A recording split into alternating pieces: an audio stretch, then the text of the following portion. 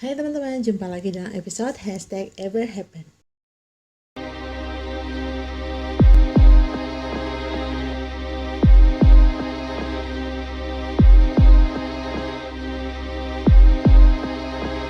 Aku mau ngucapin selamat datang buat kalian yang baru pertama kali datang di channel ini.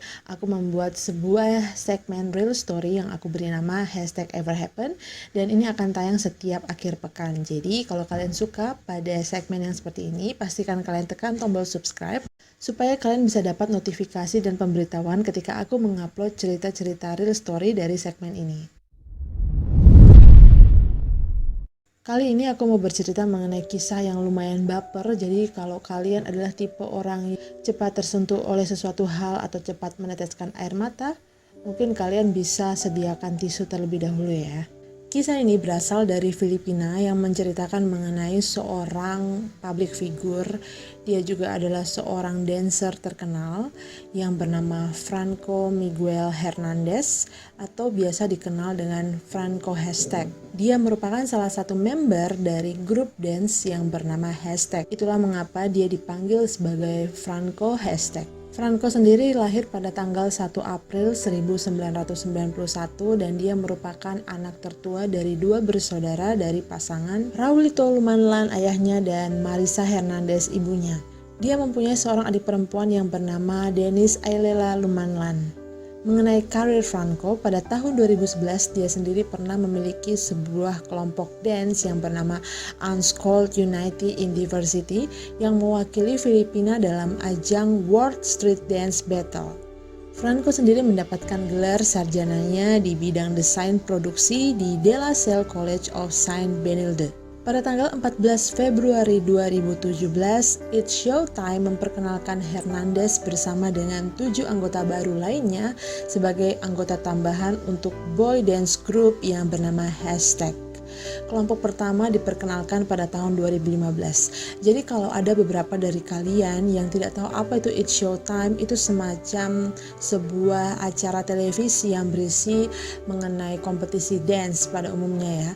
Dan It's Showtime sendiri pernah dibuat di Indonesia dengan nama acara It's Showtime Indonesia dan dibawakan oleh presenter Raffi Ahmad, Luna Maya, Cika Jessica, Indra Herlambang, dan Leo Konsul.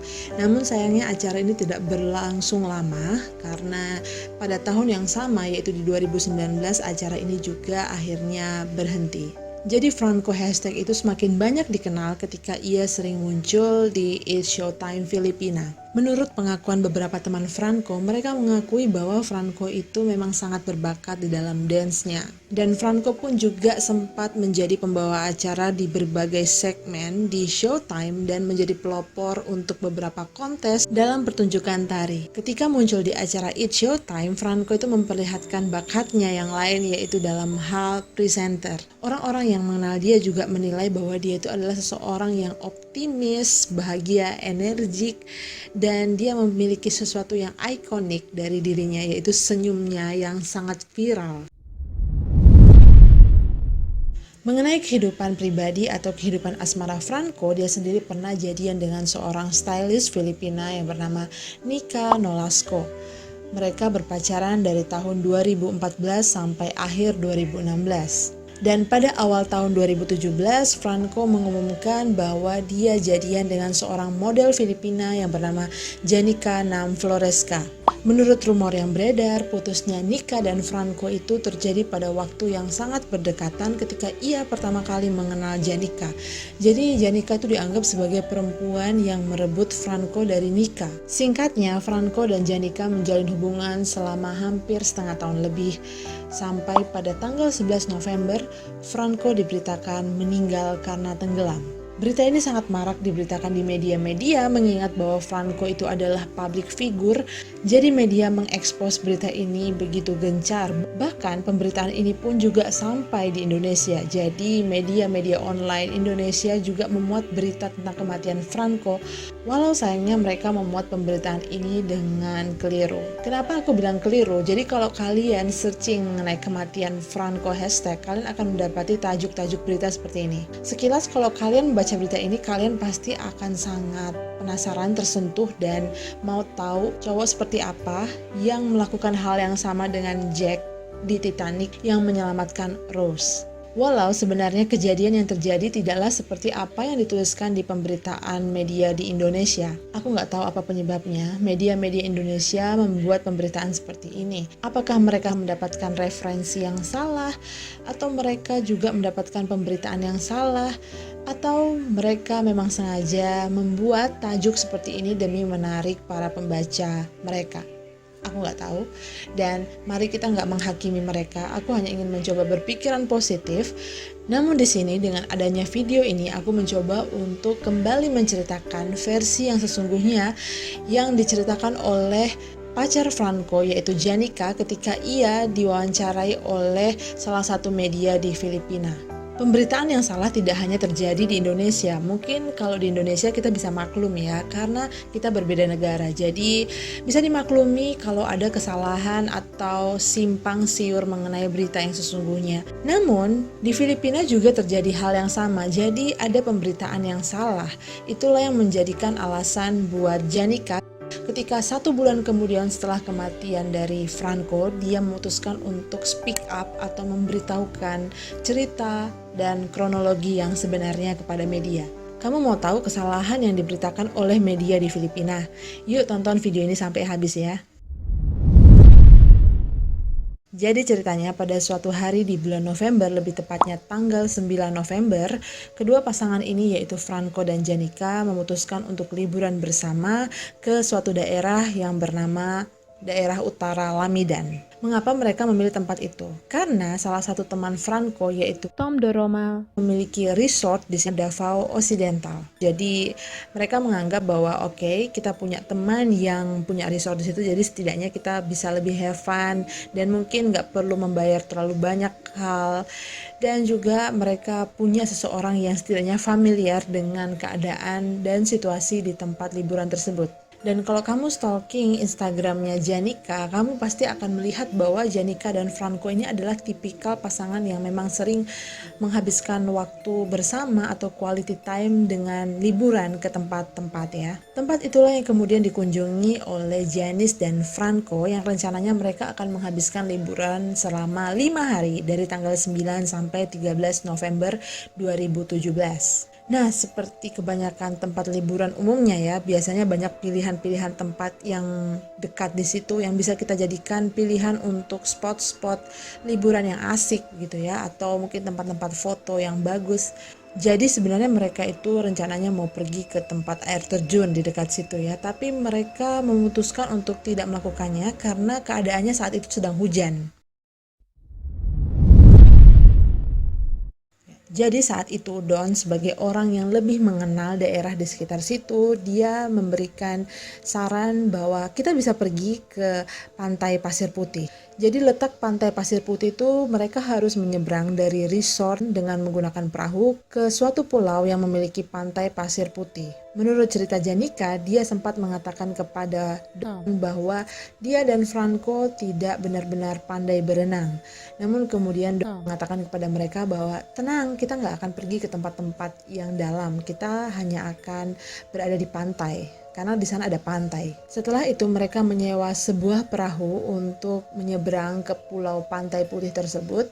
Namun perahu-perahu tersebut bukanlah milik Don secara pribadi.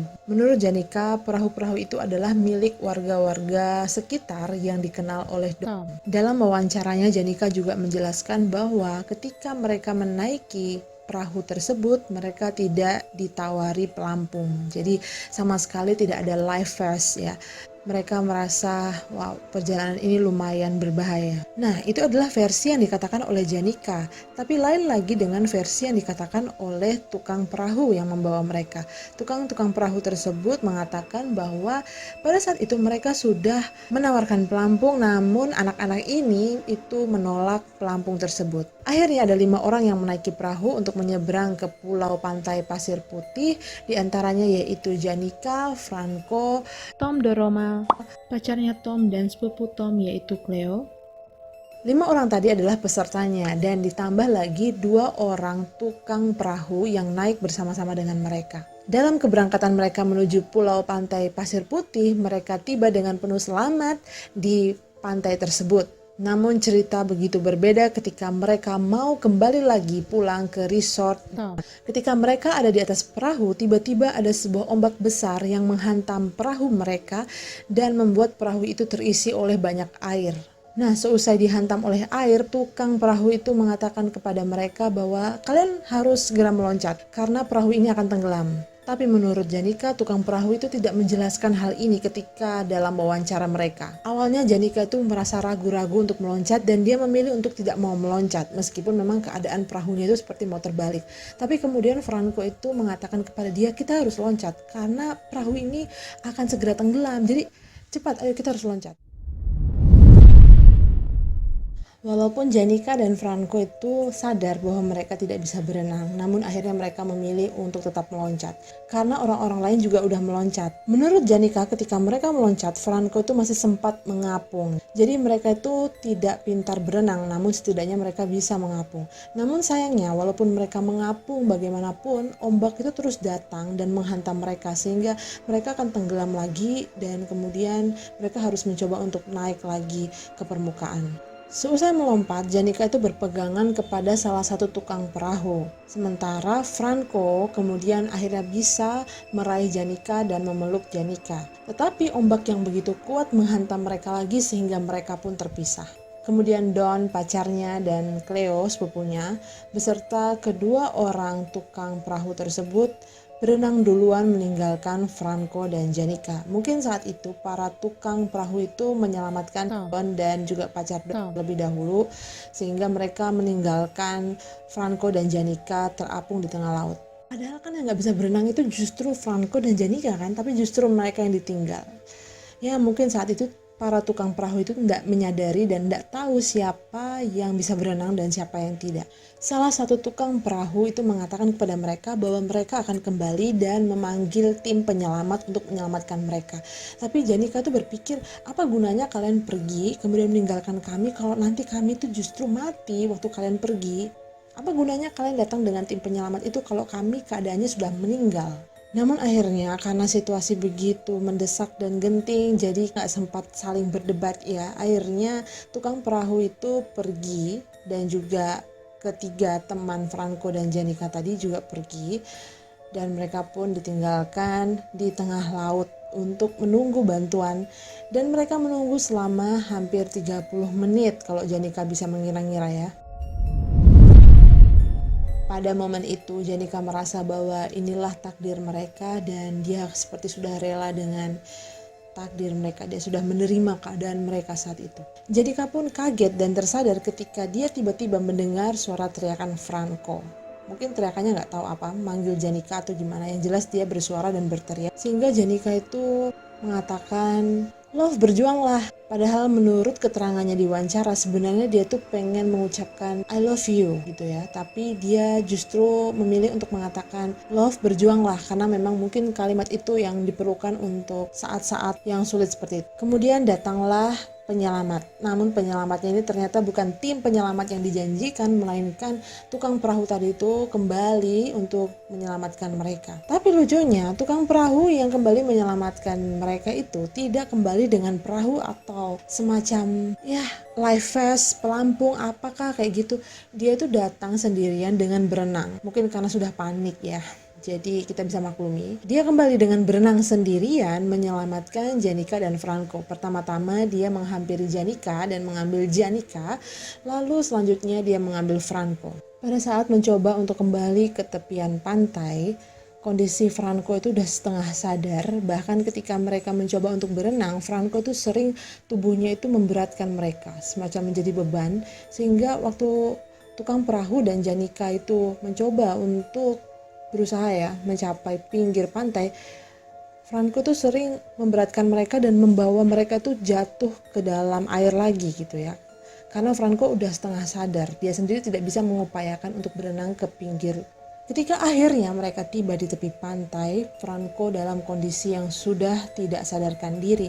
Namun di situ Janika mengatakan dia masih bisa merasakan denyut nadi Franco. Bahkan Janika itu berusaha dengan apa yang dia bisa lakukan itu mencoba untuk menolong Franco dengan nafas buatan. Namun itu sama sekali tidak memberikan efek apapun pada Franco, dia masih tidak sadarkan diri walaupun denyut nadinya masih terasa.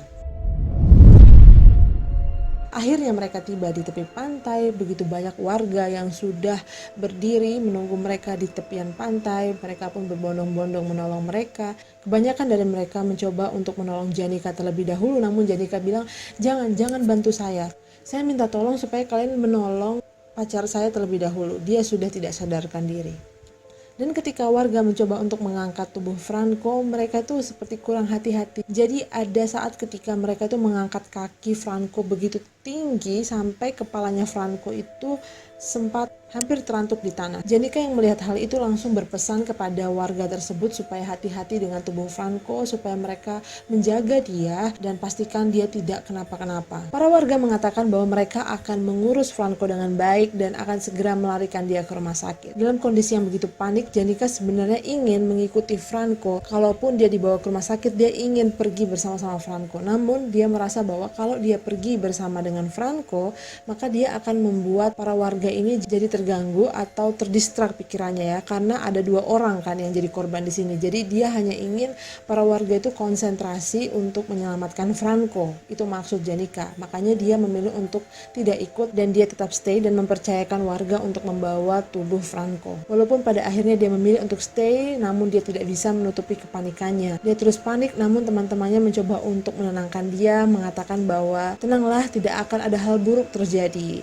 Franco pasti akan baik-baik saja. Beberapa waktu berselang sampai pada akhirnya Janika didatangi oleh seorang perempuan yang mengaku masih berfamily dengan Don atau masih terikat saudara dengan Don. Dia juga adalah seorang suster di rumah sakit. Dia meminta maaf kepada Janika dan mengatakan bahwa Franco sudah tiada. Di situ Janika yang mendengar hal itu benar-benar kaget dan tidak bisa langsung percaya. Dia mengatakan bahwa ketika Franco tiba di tepi pantai, dia masih bisa merasakan denyut nadinya, dia masih hidup dan dia masih bisa tertolong. Namun perawat itu mengatakan bahwa tidak, Franco sudah tiada dan dia sudah mengeceknya. Di situ Janika pun merasa aneh karena loh, bukannya dia tadi dibawa di rumah sakit, ternyata dari tadi dia tidak dibawa di rumah sakit toh. Ternyata dia tuh hanya dibawa di resortnya Don. Jadi waktu para warga mengangkat, mereka tuh akhirnya memutuskan untuk tidak membawa Franco ke rumah sakit, melainkan menaruh dia dan melakukan pertolongan kepada Franco di rumahnya Don. Mendengar hal itu Janika sangat-sangat kecewa. Kemudian perawat tadi itu mengatakan kepada Janika bahwa letak rumah sakit itu sangat jauh dari tempat mereka ini. Itulah salah satu alasan yang membuat mereka memutuskan untuk tidak membawa Franco ke rumah sakit. Namun Janika yang sangat-sangat kecewa mengatakan, tapi setidaknya dia ada di dalam perjalanan menuju rumah sakit, setidaknya ada harapan. Begitu kata Janika. Jadi inilah yang ingin diklarifikasi oleh Janika dalam wawancaranya bersama salah satu media Filipina yaitu PEP yang mewawancarai dia bersama dengan orang tua Franco. Menurut pemberitaan media Filipina sebelumnya, Franco itu meninggal dalam perjalanan menuju rumah sakit. Padahal yang terjadi adalah Franco telah meninggal di rumah Don. Barulah mereka membawa tubuh Franco ke rumah sakit. Jadi perbedaannya adalah mereka sudah tahu bahwa Franco itu sudah meninggal di rumah Don. Baru mereka membawa ke rumah sakit. Bukan ketika mereka melarikan Franco ke rumah sakit. Itu ada bedanya kan? Jadi terlihat di sini bahwa Janika itu seperti ada unsur mempersalahkan pihak warga di situ dan juga Don. Mengapa? Karena dalam wawancaranya itu juga tidak jujur mengenai hal ini. Dia memberikan keterangan kepada pers bahwa Franco itu meninggal dalam perjalanan ketika dia dibawa ke rumah sakit. Tapi secara sekilas ya emang bener sih, Franco meninggal dalam perjalanan. Kan waktu dalam perjalanan sudah meninggal gitu ya. Tapi ya jelas beda lah ya. Kalau meninggal dalam perjalanan itu berarti nyawa Franco itu hilang waktu di jalan gitu ya. Tapi ini nyawa Franco itu hilang ketika dia dibaringkan di rumah Don untuk dilakukan perawatan seadanya, dan ketika dia sudah meninggal barulah mereka buru-buru membawa ke rumah sakit ya. Itu sepertinya ada unsur-unsur kelalaian begitu kan. Tapi aku juga mencoba untuk berpikir seimbang ya. Mungkin dalam kondisi seperti itu kita tuh sangat panik sehingga kita tuh tidak sempat untuk beradu pendapat mengenai tindakan apa yang lebih tepat.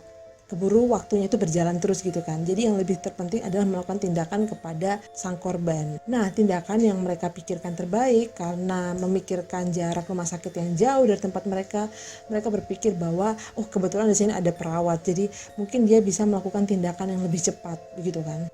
I don't know, itu hanya asumsiku, tapi menurutku juga kalau misalkan mereka mengandalkan bantuan dari perawat tersebut, kan perawat itu juga bisa menolong Franco ketika di dalam mobil kan. Jadi waktu mobilnya masih dalam perjalanan, Franco-nya itu bisa ditolong oleh perawat itu. Jadi sekali jalan itu dua penanganan bisa dilakukan dalam hal membawa Franco ke rumah sakit dan juga menolong Franco secepat mungkin dengan bantuan perawat tersebut. Tapi semuanya udah terjadi dan Franco dinyatakan meninggal sehingga Janica harus kehilangan kekasihnya yang sangat dia cintai.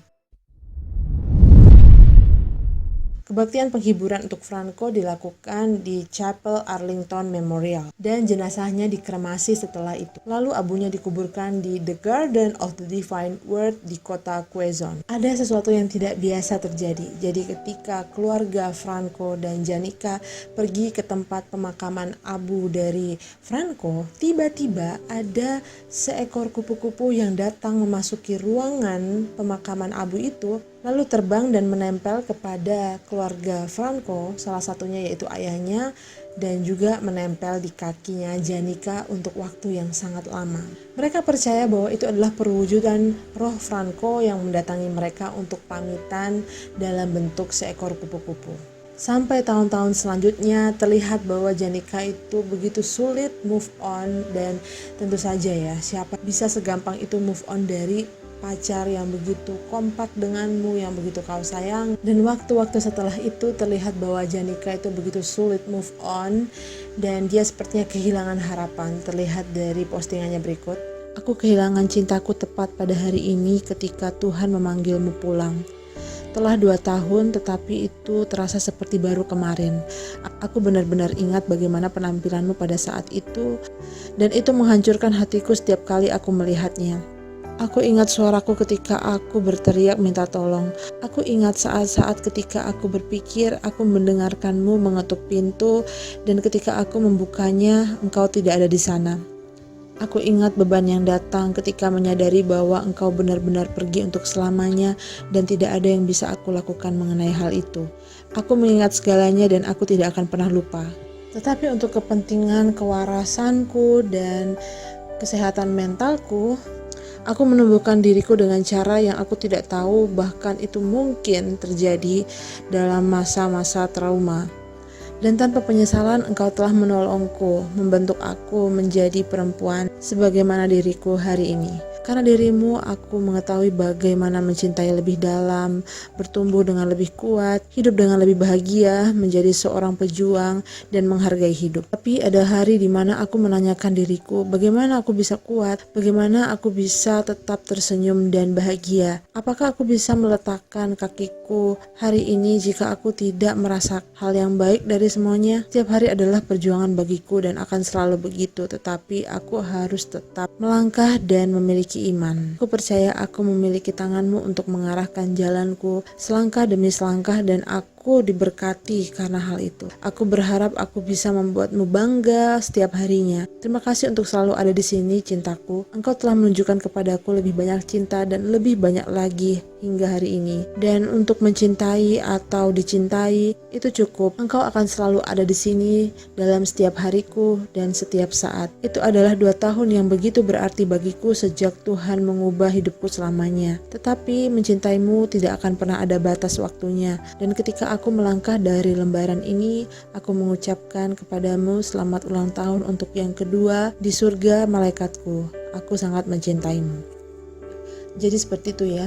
Pada setiap tanggal 1 April, Janica itu selalu memposting ucapan selamat ulang tahun kepada Franco. Dia mengucapkan selamat ulang tahun di surga. Dan juga di tanggal 11 November, dia masih mengenang hari itu sebagai hari di mana dia kehilangan Franco untuk selama-lamanya. Bahkan sampai hari ini pun, ketika aku membuat video ini, kalau kalian pergi ke Instagram Janica, di sana masih ada postingan Janica yang mengucapkan selamat ulang tahun kepada Franco. Nah, kenapa aku sangat terkesan dengan cerita ini dan mencoba untuk mengangkatnya dan menceritakannya kepada kalian semua? Karena Janika itu sendiri punya akun di YouTube dan dia membuat sebuah video yang dia khususkan untuk mengenang kekasihnya yaitu Franco. Dan sampai saat ini video itu telah dinonton sebanyak 6 juta kali, dimana video itu pasti banyak banget orang yang sudah nonton ya. Aku nggak tahu apakah kamu termasuk orang yang pernah menonton video tersebut, tapi kalau kamu melihat video ini kamu pasti akan merasa sangat sedih dan merasa bahwa kita patut bersyukur dengan apa yang kita miliki hari ini. Orang-orang di sekeliling kita yang masih kita miliki, yang masih bisa kita jumpai esok hari, yang masih bisa membalas SMS ataupun WA kita. Hal-hal yang begitu sepele dan terkesan mereka akan ada selamanya. Dari video itu aku menyadari bahwa orang-orang di sekitar kita dan bahwa hal-hal di dunia ini itu tidak ada yang abadi. Semuanya ada time limit atau batas waktu. Jadi ketika kamu masih punya kesempatan untuk mencintai orang-orang di sekelilingmu, maka berikanlah yang terbaik buat mereka. Itulah yang aku pelajari dari Janika dan Franco. Mungkin kalau dari kalian ada yang mempunyai pengalaman yang sama, pengalaman ketika kalian kehilangan orang yang kalian cintai dan kalian harus move on, dan bagaimana sulitnya kalian untuk move on dari orang tersebut. Kalau kalian mau, kalian bisa berbagi dan menceritakan hal itu di kolom komentar. Pasti aku akan membacanya dan aku sangat menghargai hal itu. Supaya setiap orang yang datang ke video ini atau ke channel ini bisa belajar sesuatu hal dari cerita kali ini. Oke friends, terima kasih karena kalian sudah stay sampai di akhir video. Kita ketemu di episode selanjutnya, tetap di #everhappen. Bye! Hai friends, terima kasih sudah menonton episode #everhappen hari ini. Gimana? Seru kan? Kalau suka, pastikan kalian tekan tombol subscribe dan lonceng karena setiap minggunya aku akan membagikan real story ke channel ini. Oke then, I'll see you friends.